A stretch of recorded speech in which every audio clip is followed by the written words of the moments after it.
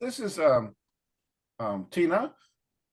She has a lot of experience in the realm of education, and she's agreed to uh, join us here today on my channel to discuss some of her wisdom gained over and knowledge gained over the years, as we all tend to do. And I'm just asking you, first of all, how long did you work in the education field? And was it mostly in the Vancouver area or other places? Well, I worked for 33 years in Hmm. the education field.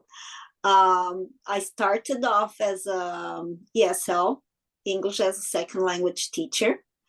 Uh, I taught in every school in Burnaby and many schools in Vancouver. The first 7 years of my teaching were mainly as a TOC. Right. So I had the experience of visiting many different classrooms from grades K to 12.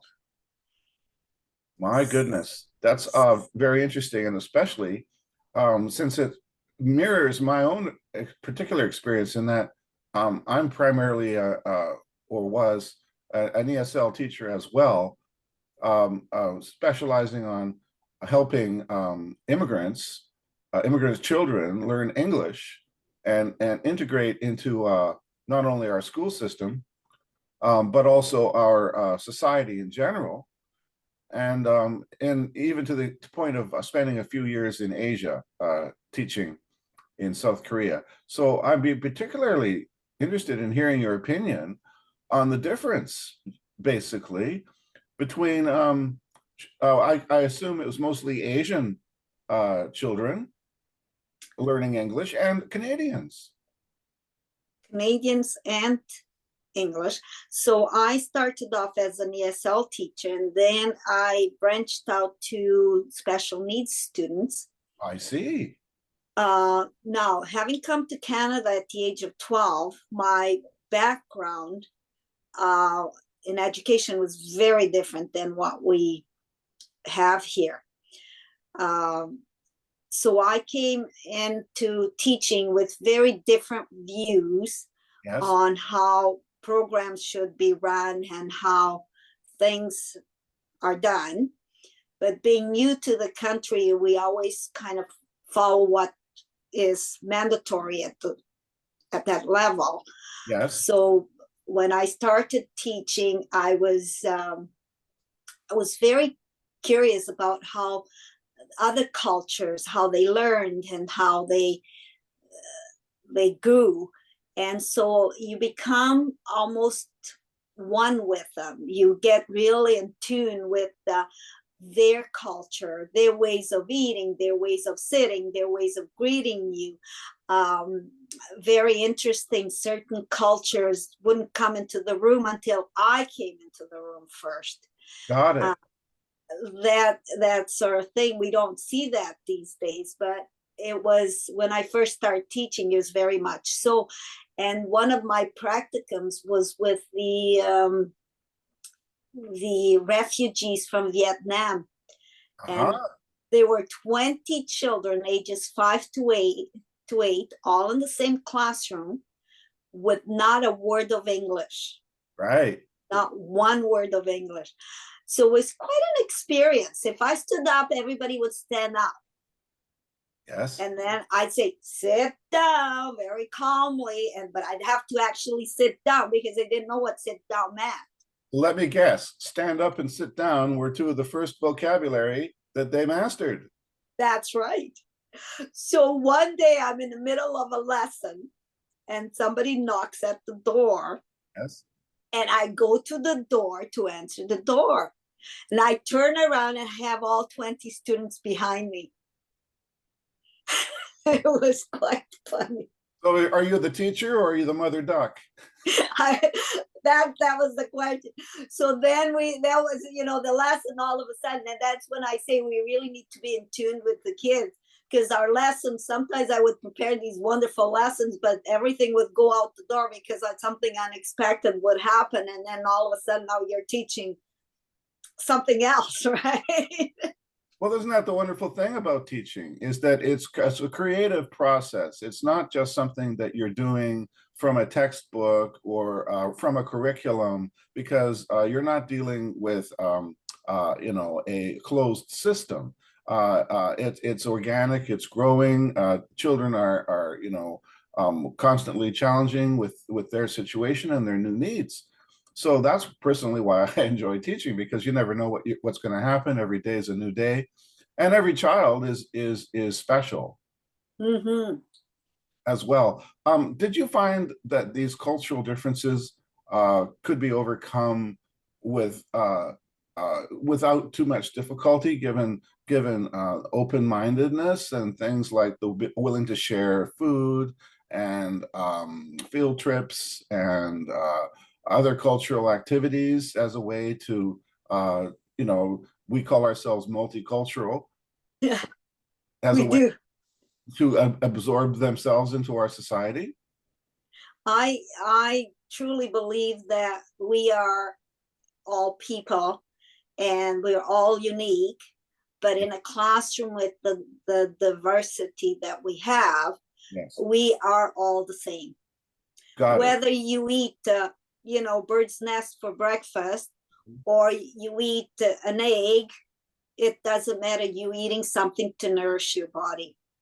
And so it becomes, if you deal with the students as equally, in the sense that we can't deal equally in that sense, but we are treating them all as humans. We need food. Some people eat this, some people eat that. Doesn't matter. It all comes under the same umbrella.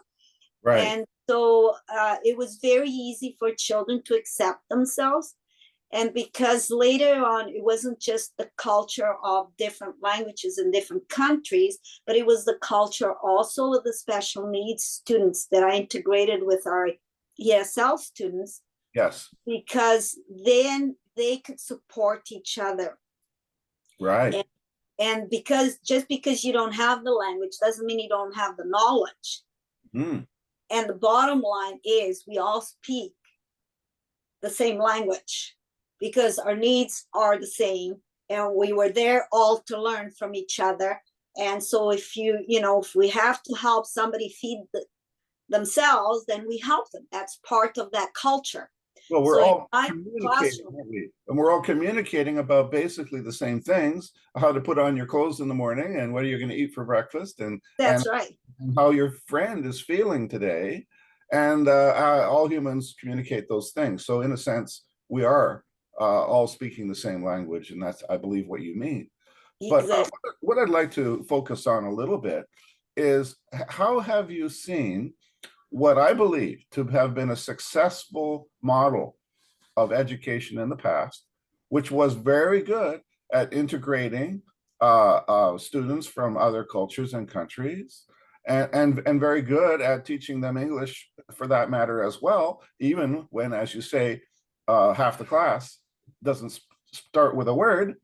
Mm-hmm. How do you think that that things have gone in the meantime? Do you think that there's been an improvement in our education system based on these wonderful experiences Canada has had, especially in Vancouver? Or do you see a deterioration? I'm actually going to go back to my own experience, which was in 1968 when I first arrived to Canada. Well, you're talking about the Vietnamese boat people, which is the late 70s. And yes, so I came in 1968. yes. And even late 70s, the Vietnamese refugees. At that point, the kids were segregated. They were not integrated into classrooms. So I didn't feel that was a positive thing. Right. Already a step backwards then. It was yes, it was very much so. In fact, when I arrived in 1968 in Vancouver, there were only 2 schools that addressed the ESL. So I had to actually travel by bus from First Avenue to Marine Drive. because it was Sir James Douglas School at the time that ran the ESL program. Yes. Being 12, it was very difficult. So you And felt actually that integrating right into our system without any special segregated ESL program was actually more successful than creating a coop, so to speak. for sure. So I was segregated, and during those times, most students were segregated. It wasn't till later on in my life that I started seeing them being integrated into the classrooms and integrated with other students. Now, at that point, the integration was really good because they would only be pulled out for just small amounts of time, just Right. for little bits. But there was a big movement at one time to have everybody integrated into classrooms. That's hilarious because now, like very lately, we have a full circle. Just the last couple of years, there's been a movement in the schools that I've taught, which is, by the way, mostly the private school system, not the public. But in the schools where I've taught, there's been this movement away from a dual level where you've got the regular students here and the ESL students taking a separate class completely, and they only integrate in things like, say, PE or art class or science and math, where there's a commonality in education already. But they're going away from that because it caused so many problems, especially with university entrance, because they didn't have the prerequisites. And it caused massive issues with having to take special tests like IELTS or something, because they didn't have 3 years of high school English at the normal level. But now they've rectified that problem, which seems ridiculous. I mean, how come it took 40 years for them to figure this out? They should have been talking to you. But anyway, they've rectified this by having, like you said, regular class, everybody's integrated, and then a special bonus program, to meet the special needs of ESL students. And so that they're actually never left behind. They're always on track, and then they've got extra help. So my thing was, this is where it gets quite complicated. And because I had a different background, I actually came into the education program with a lot of outside of the box thinking, where I was really creating success for students. Well, did you have experience with the Montessori philosophy, perhaps? No, I don't follow any programs. In fact, there were a lot of programs out there that were really successful, but I'm not a program person. Right. I read a recipe, but I never follow it. I go with my own instincts. I'm with you on that. I've always followed that philosophy. Yes. So I go with the kids. So when I started teaching, I didn't want any of my ESL students to go through what I went through. Right. So I want them all in the classroom. And so the kids would go into the classroom, and I would design programs so they would be successful in the classroom. And I would work with the classroom teachers, not the kids, the teachers. Aha. So that was a way back when it was just, let's just send them down the hallway to the teacher and the teacher can deal with them. No, these students are in your classroom, they're enrolled in your classroom. This is where they belong, and this is where they need to be. That's what logical. do I need to support you as a teacher to carry on with their program? Because how can you expect a teacher maybe fresh out of our system to have any ability to do That's right. if they don't have the experience, if they haven't lived or worked in another country themselves, or haven't had the experience that you have? Now, I'm very curious about the response of the Ministry of Education or the school boards at which you worked. Did anybody ever come and ask you your opinion on how to design our program here in our school systems? And remember, we're talking about Vancouver, the gateway to Asia, where there's perhaps more ESL involvement per student than anywhere else in the world. Anyone come to you and say, how should we design these programs? It was interesting because I had one principal that actually supported what I did Uh-huh. and presented it to the school board because it was so successful. Mhm. Because I was actually rewriting books with simple language and rewriting stories and chapters and rewriting things so that the ESL students could actually succeed and be part of the programs. Yes. And so it was put out to the school board. It was interesting, the response after that. I got calls Yes. from teachers Mhm. that were in the same role as me, resource teachers, sport teachers, that were saying, are you trying to do yourself out of a job? Which I thought was really interesting. That's an interesting statement. Is it based on any reason? I mean, do they just say that, or do they have anything behind? Well, they did have some reason. Well, I don't know, because if the students progress really fast, Uh-huh. and so I was integrating some of the special needs as well with that program. And when I got to that school, I had 33 students on my caseload, and within 2 years, I was down to 5. Oh, you mean to tell me that they considered ESL students a kind of meal ticket, whereby the longer we keep them in the system, the longer we keep them ghettoized and non-integrated, that provides more employment for more teachers? There you go. See, it's all. Now, I'm talking like this. Maybe you're not used to, brass tacks, shall we say? But this is my channel, and I'll complain if I want to. Yes. We're here today to pull no punches and suggest that there could be other agendas in play in our education system. Now, we could branch off into all of society, and I could make certain comments about our street people, for example, living in tents, costing the taxpayer, and by the way, this is by government statistics, individually $60,000 each. Now, that's a lot of money to live in a tent, isn't it?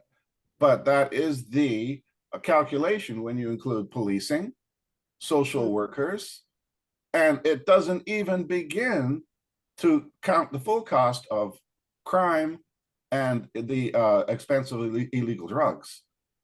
So that's a conservative estimate, 60,000 per tent dweller.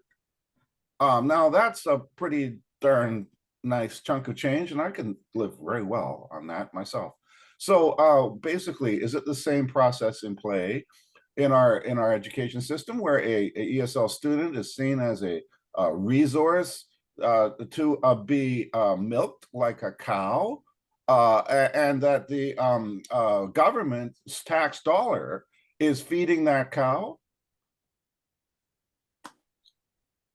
Well, who knows what the agenda is? We should know, because I know from my own experience what happened after that. And then we started getting the international students, and we were trying to attract as many as we could, because that was, again, dollars in the bank. Oh, now the agenda is, that's never been the students, but now it's another aspect of it. Became to a point towards my end years of teaching that it was the numbers of students that we have as ESL, the number of students that we have with disabilities, the number of international students. Each one of these were money coming into the school system to support our programs. Are we really supporting our programs? And anyone who's actually succeeding in those programs and dropping out of them becomes a net loss?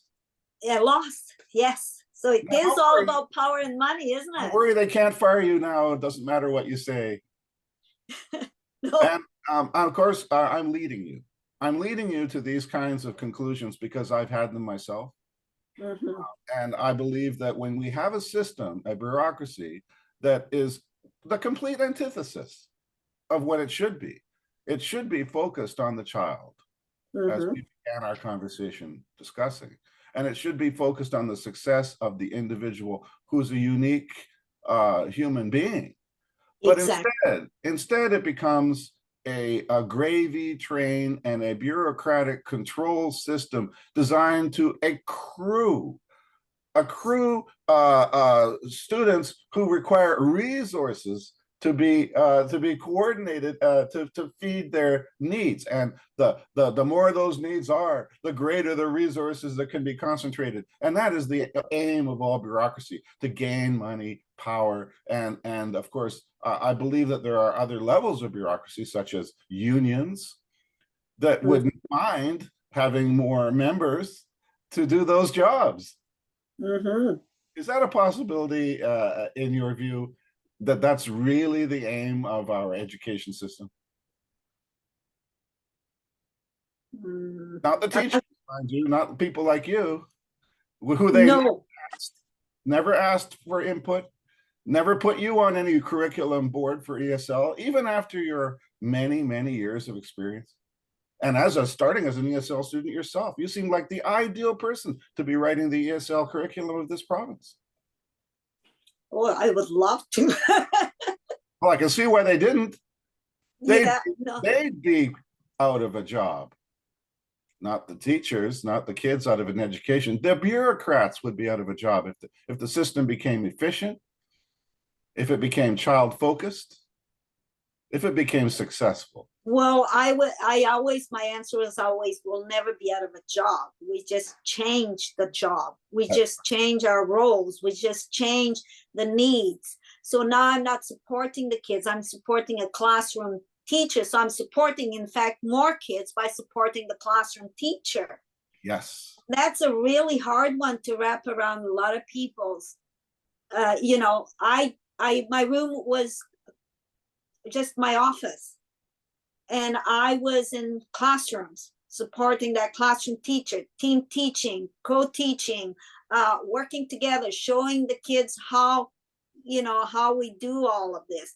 But that wasn't, again, we need those kids, right? We need those kids for money, for Well, education.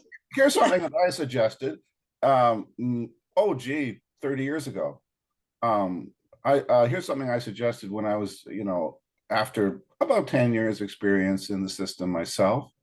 I'm 62, and I've been around the block as a teacher myself, and experience in Asia in particular. And my suggestion was, my goodness, we're receiving all of these students from Asia, and we're charging them pretty darn top dollar to study in our public school system. At that time, as you know, regular students go to school for free in this province if you're a landed immigrant with PR card or a citizen.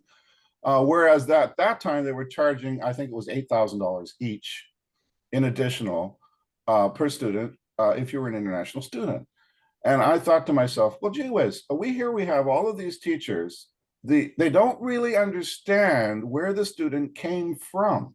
Now, they might get some experience with ESL. They might get some experience with teaching English to someone who doesn't have the same level beginning in the classroom. But however, at that time, it was very segregated. They wouldn't allow ESL students into the regular English class. And I know why, and we'll discuss that in a minute. But my point was, my goodness, we got all this extra money. Why aren't we sending any of our teachers for at least a 6-month practicum in a foreign country to learn how to teach them in their natural habitat, in their cultural milieu? Is there some problem here? My goodness, not only can they actually earn money while they're there, because there's a huge market for Canadian teachers with licenses in countries like China, Japan, and Korea. And at the time, those were the main sources. Sorry, I'm glitching. Those were the main sources of international students. This will normalize in a second. But that was the main source. And there's other countries, of course, Malaysia, Indonesia, India, there's no problem. It doesn't matter which one. But why can't that be done? Because they can earn income while they're there. And then, of course, the school can support their, travel expenses, living expenses, whatever. And then they've got this wonderful, invaluable experience of the culture from which the student came from. And it wouldn't be that be just wonderful to meet a nice little kid from an ESL country and go, hey, yeah, I've lived in your hometown. Oh Yeah. yes, I've delicious. Your food's delicious. Okay, I've been to those famous temples and museums, etc. Now, wouldn't that make think? No, absolutely not. The last thing in the world they wanted, and I know why, because it would have worked. It would have worked. That's right. It would have worked. With me, I was very lucky that I had many principals that I worked with that supported me, and I had parents that totally were on board with me. I was very, very outside of the box. Well, I did not follow you're any curriculum. I a designed my treasure. own. Had a very, as soon as I start building my confidence, because it took me a while to build the confidence and to trust myself. But I think once we start seeing the rewards coming and the parents and the kids really, growing, and then you've got that support behind you, and then you can really, then my confidence was really good. Like towards the end, I was kind of like, whoa, okay, now I've got something going here. And Isn't that what inclusive multiculturalism is all about? Aren't we supposed to have the immigrants' parents now getting involved? And by the way, they seem to put a pretty strong emphasis on the value of education, don't they? they do. They do. But we're not allowing these nice, positive things, which we've discussing. We're not allowing them to integrate into our school system, our educational system. I had yes, and that's part of the problem. And I think quite often, not just involving the kids, but the parents. I quite often had the kids' parents right in the classroom to show other kids out of. So we would have like maybe once a week, a parent would come in and cook something with us and show us in their culture what I haven't seen that for 30. My goodness, when did they do that wonderful thing? that was. Oh, it was so wonderful. But apparently, sometimes it was not okay because I would be using the staff room, and the staff room is supposed to be for the staff, not the Oh my kids. God. Oh, Yeah, oh, gee. I had to book it ahead of time. Oh, that's like Staff room. allowing a Presbyterian into the cathedral. My goodness. That's right.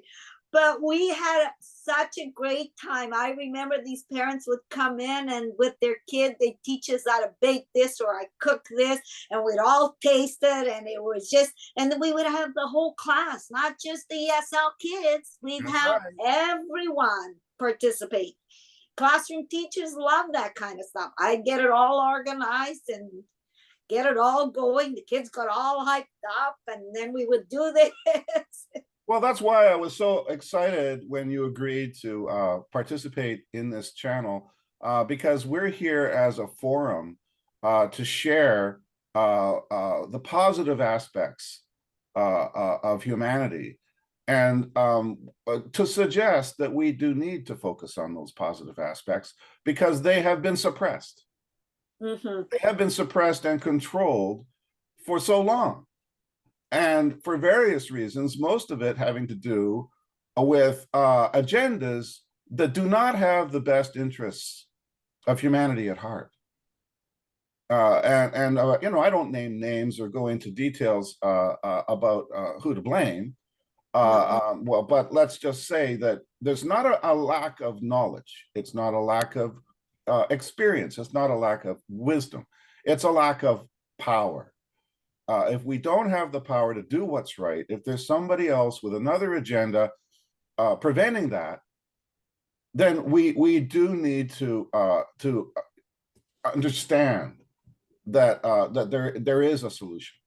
There is a better way. And of course, lately, and I just want to switch gears a little here. Lately, you may have noticed, as many of us have, that people are dissatisfied with the current school system and are looking for learning pods, homeschooling, alternative methods to escape some of these not so healthy control mechanisms that are preventing their children from learning, or at least preventing them from learning in what they consider a healthy way. Would you I care would, to comment on that? I would totally agree with that. I have I've had my grandkids plus other students in my home and homeschooled them in a learning pod uh, because they didn't want to go to school because they were being isolated or Yes, with the mandates and masks. My little one, 9-year-old, said it was Christmas and she still hadn't seen their teacher's face. yes, Now, for a young child not to be able to see a teacher's face, it's very traumatizing. She's still traumatized about that. So I yes. did take them on and taught them, and we learned in a totally different environment, in an environment that I believe we should be able to do even in our school systems. Yes. I've always wanted to bring in grandmas to read to the kids, retired people in our neighborhood. Let's include other people in our neighborhood in the education of our children. I grew up with grandparents, and I was taught by my grandparents many things. And so I believe that we need to be more integrated. We need to have a system where we get all the supports from our community in place and use that and have kids work together.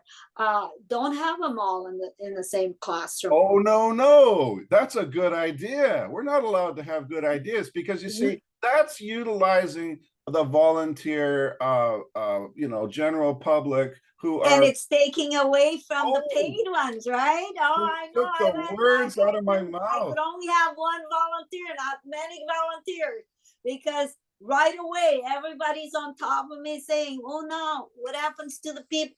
You know, you can't do that because it's taking away from the people that are getting paid to do that job. Oh, you can't do that." So, well, who says I can't do it? I'm doing it Well, anyway. you see, this is it. Once you know the agenda, it's pretty easy to predict what the reactions will be when you subtly, knowingly or not, go against it.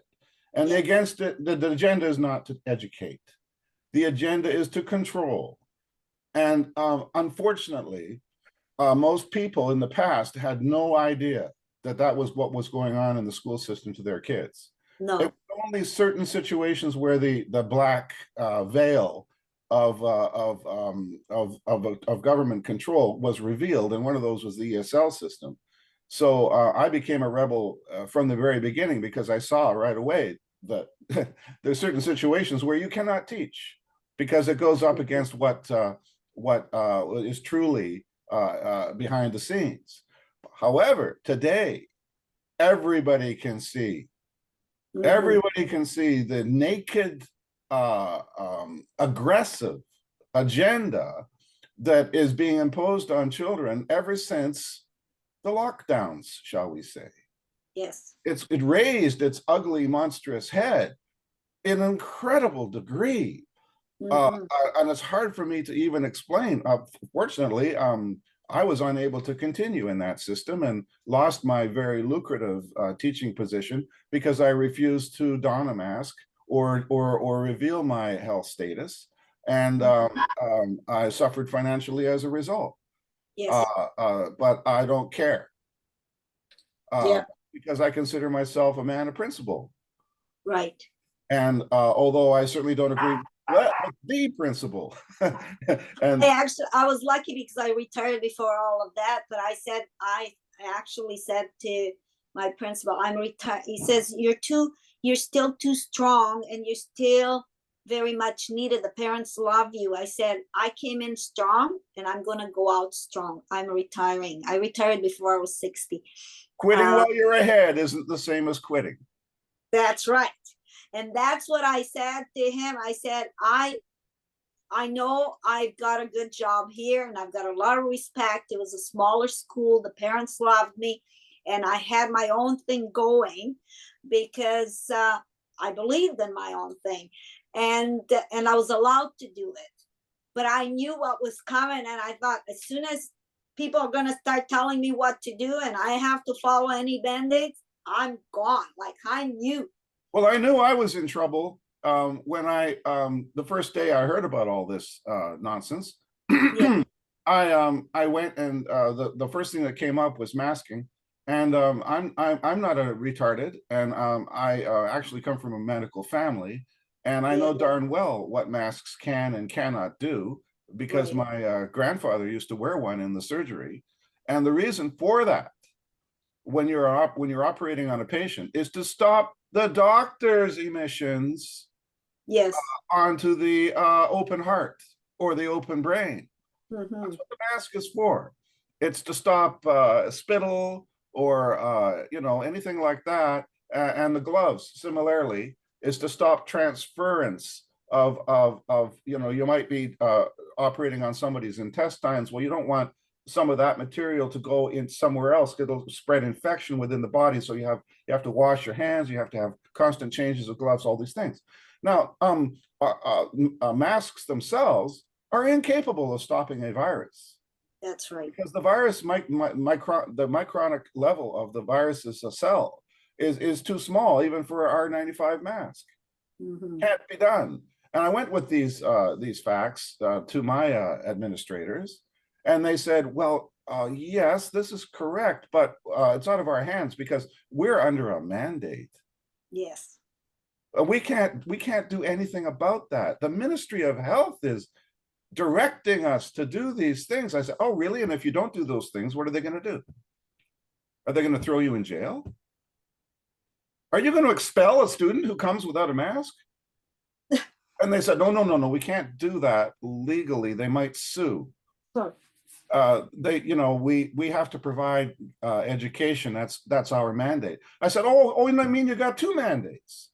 You got the mandate that says you have to provide education for every citizen and their families. And you've got another mandate saying they have to constrict their ability to learn by wearing a mask over their face. But which mandate are you going to have? And they say, oh, well, we're just going to use peer pressure. We're just going to make sure that all the students realize that they would be an outlier if they didn't have that mask on in the classroom. We can't actually expel any student who doesn't wear a mask, but we could take them out of the class and make a special class of maskless kids if we had to, but we don't think that'll be necessary. Sorry. And sure enough, it wasn't necessary because we're dealing with grade 1, 2, Yeah. 3, and then high school is even worse. Peer pressure was so strong that they were wearing masks for 2 years. And then, of course, we have scientific studies, even printed in Nature magazine, documenting the psychological, emotional, and educational direct damage done to children who can't see each other's mouths move, and in many cases can't see their teacher's mouth. That's right. Fortunately, most of the teachers did not wear masks because they're not that stupid, but many did, and the kids, of course, can't communicate with each other. That was the horrible part. And you know what? Speaking of learning pods, and as you can see, I'm really starting to get started here. I've had mothers come to me with children who were in grade 1, 2, and 3. Those were the most vulnerable years during the mandates, during the period of maskness, who can't speak English. These are Canadians. Mm-hmm. They're illiterate. Mm-hmm. These are Canadians. They're born here. Yes. The damage is so unbelievable that it's going to take years for them to rehabilitate themselves back into the education system because they've lost so much, and not to mention that's just the academic. It's true. There's been a crime committed. Yes, for sure. When you abuse children, when you traumatize them, when you fill them with fear, I call that a crime. For sure. A crime against humanity. And especially against the most vulnerable members of our humanity, and that is our children. Yes. Well, I would agree.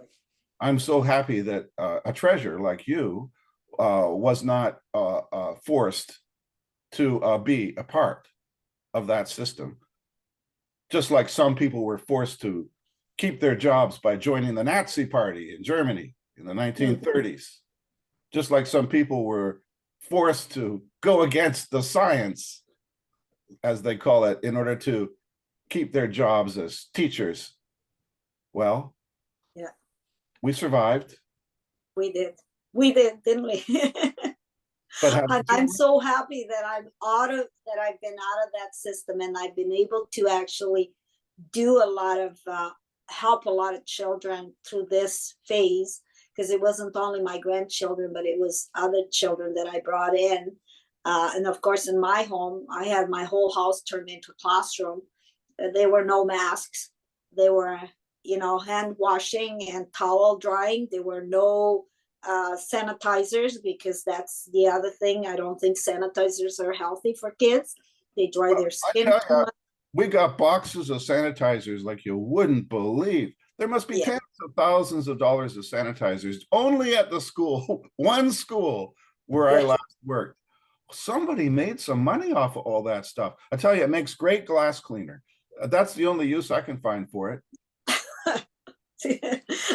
I can't use anything because I've got allergies. But yeah, yes. So, anyways, it was a lot of fun in my house, and we were by the river, so we did a lot of river trips. Oh, A did lot you of have fun. your students getting sick and dropping like flies? Nobody got sick. It's not funny. I had them for 9 months, and nobody got sick. I read in the newspapers and on the media every day that we were just surrounded by horrible germs that were going to put our kids in breathalyzers or, I don't know, in a hospital at least, but it didn't happen. No, we were healthy. We were by the river. We were taking walks by the river and having fun. Every day we'd have fun. It was Well, about fun. Are we allowed that's to have fun these days in school? that's the reason why I wanted to speak with you, because I didn't really understand all of the details that you're discussing, but I did realize that there was another way and that people had chosen that other way. And you're an example of one of them, one of our educators that decided to do things a little differently. And I would posit that if we did some testing on your students, we might find that their ability to pass certain tests of their language and of their EQ as well might just be a little bit above those who stayed in the public school system. We just don't know. But I can tell you, when I did my master's degree, I went against, again, all the things that had been studied. So what I did was I did a lot of reading that we don't, sometimes we need a teacher as a facilitator, but kids can learn from kids. That's right.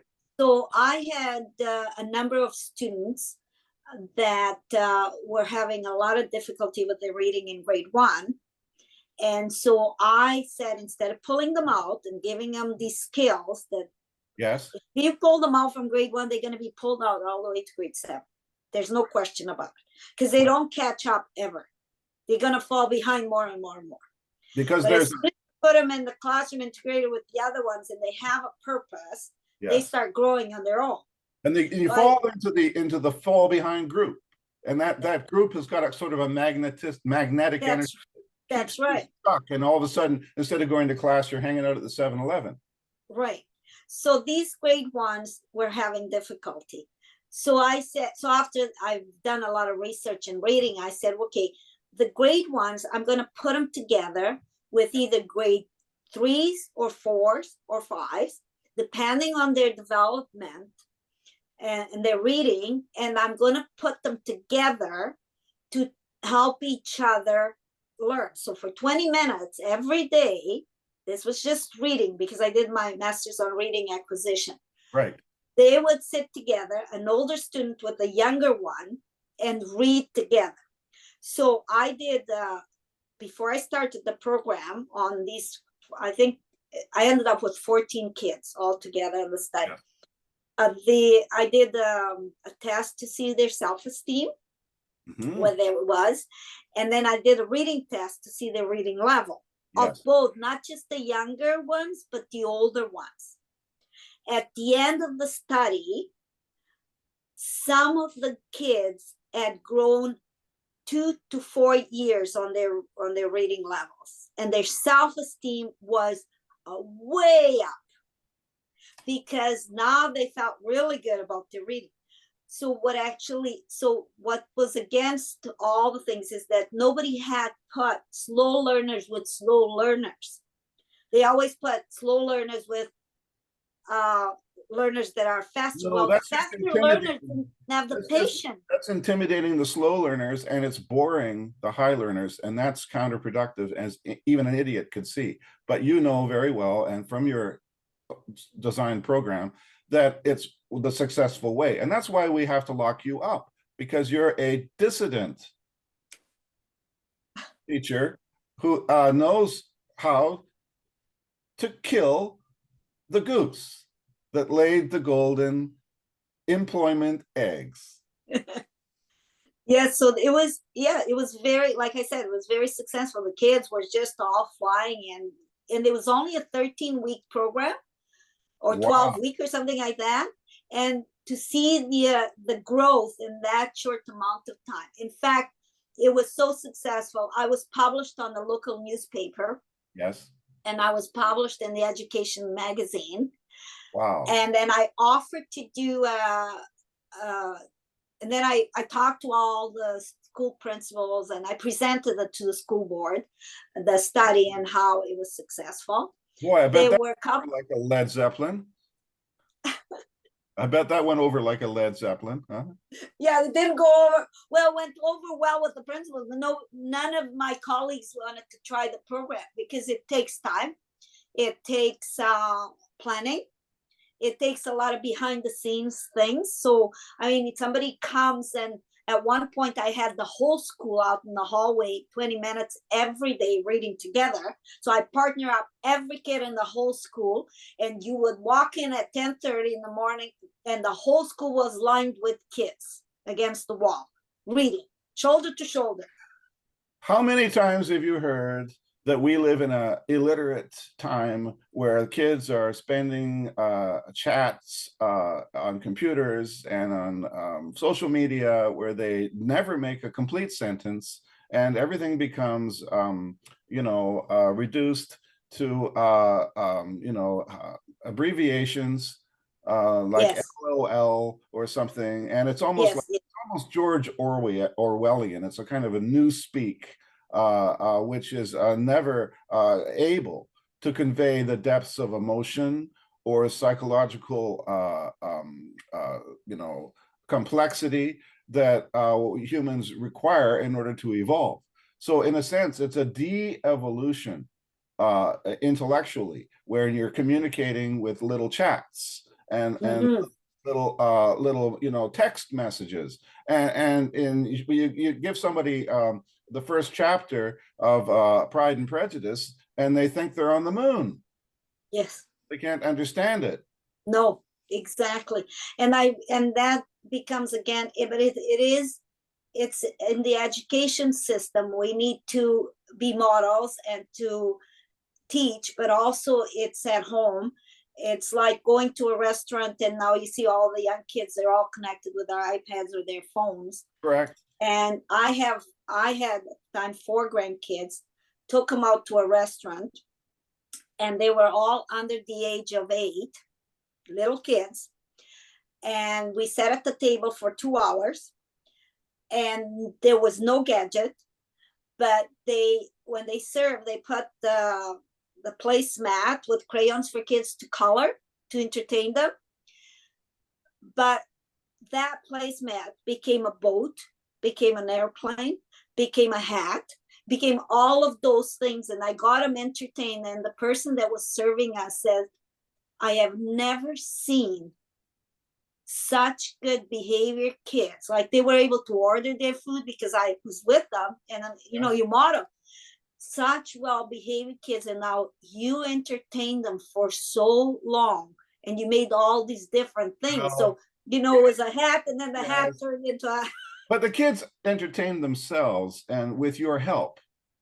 That's right. But then next time they know how to do these things. Exactly. Like, all of a sudden they're making a little boat, and they're putting the crayons on the boat, and Isn't that much better than being on an iPad connected to some sort of thing that's, Well, let's get back to the agenda.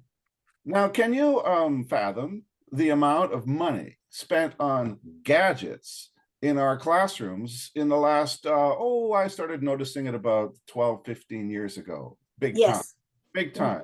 The first one was internet yes, in the schools. The second one was iPads and maybe even PCs in some schools, depending on the wealth of the school district.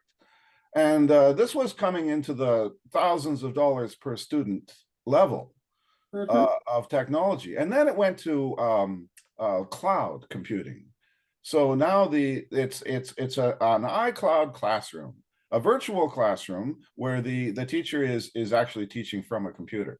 And all the students are encouraged to send little comments to each other or work together in isolation from their homes, yes. where they never actually meet and study. It's all virtual.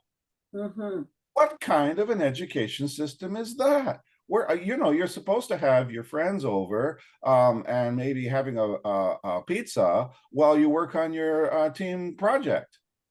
No longer. Nope. And That community, if you got community, if you're working together and you got that community, goes kind of against it, doesn't it? well, it seems to me that as again, I'm not a person who's saying things that I can't back up when support with statistics and facts. And I would say this, that it's an anti-humanity agenda designed to keep us apart, designed to keep us isolated, and designed to maybe even keep us dependent on a technological society that's controlled constantly. There's no privacy on the internet. There's no sovereignty on the internet. You are just part of a control mechanism, and if one day your cell phone is taken away, that's an emotional disaster. You can't live without it. If your computer privileges are taken away, you might become psychotic and attack your parents because you can't play your game anymore. What? I mean, when I saw the level of psychological dependence on electronic devices in my students, I knew something was wrong. Right.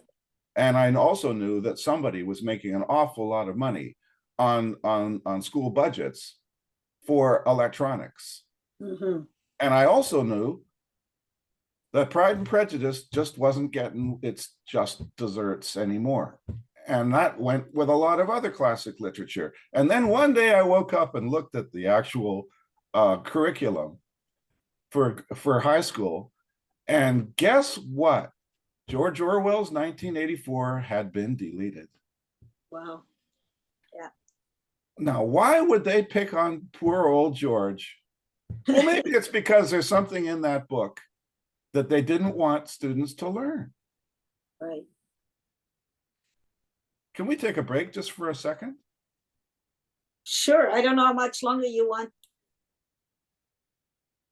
So it's been an hour, Tina, and I must say it's been a joy to have you on my little show here, talking about something that you don't often hear, and I believe it needs to be heard.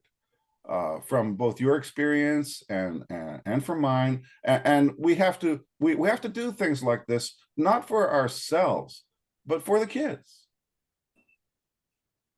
So thanks a million for having the time to discuss these somewhat sensitive topics, because after all, our children are the most important, valuable treasures in our lives, aren't they?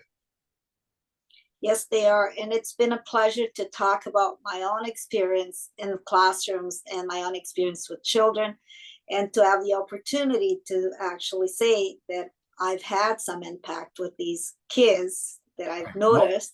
I know. And I do wish that one day we'll continue to look at things in a different way, not be so controlled, and think about our children. Well, if we're planting seeds in the garden of education, I must say that the garden you've planted is probably the most beautiful one in town, because they, you know, the kind of influence that you've had, I think, has been a lot more productive than certain others. Thank you, Tim. Thank you. It was a pleasure. I hope you can come back for a part two, perhaps from an exotic locale. And we sure look forward to seeing you again. And thank you very much for your time today. Thank you, Tim. Thank you. Tina,